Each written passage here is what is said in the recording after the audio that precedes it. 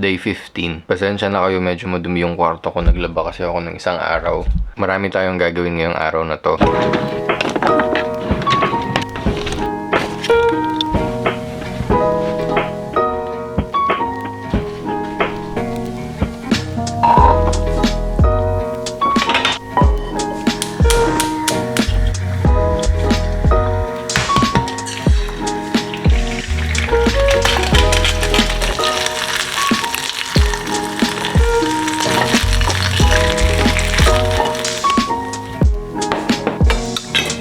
Kain na tayo para makapag-prepare na ako, tapos makaalis na din.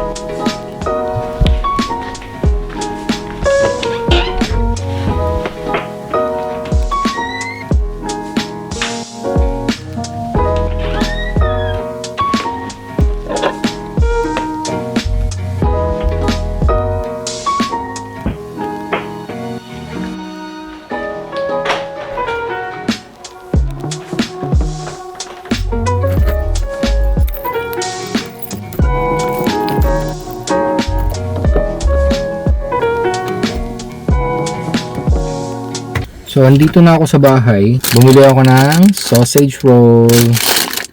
Sausage roll sa Greg's. Sabi ng mga katrabaho ko, masarap daw yung sausage roll ng Greg's, kaya susubukan ko.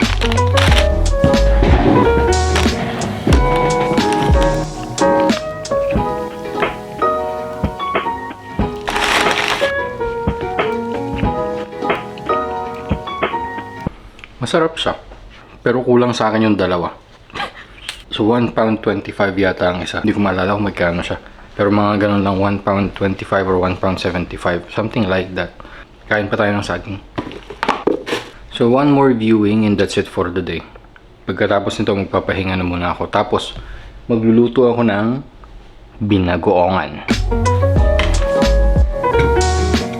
Iluluto ko muna yung baboy sa pressure cooker para lumambot siya. Tapos tsaka tayo gagawa ng binagoongan para hindi na matagal yung pagluluto ko. I know it's not the proper way but who cares?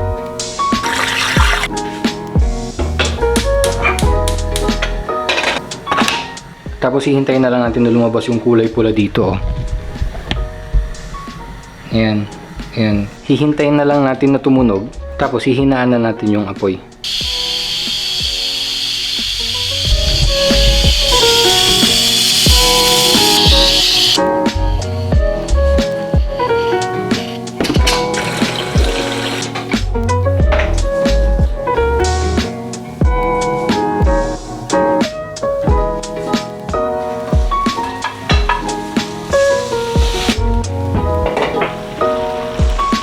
Pwede na.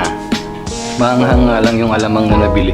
Nakalimutan kong i-video yung pagkain namin nung binagoongan. Tapos na kaming Simot kumain. naman. That's it for day 15. Pero bago ko tapusin yung video, magtanggal muna tayo ng sinampay.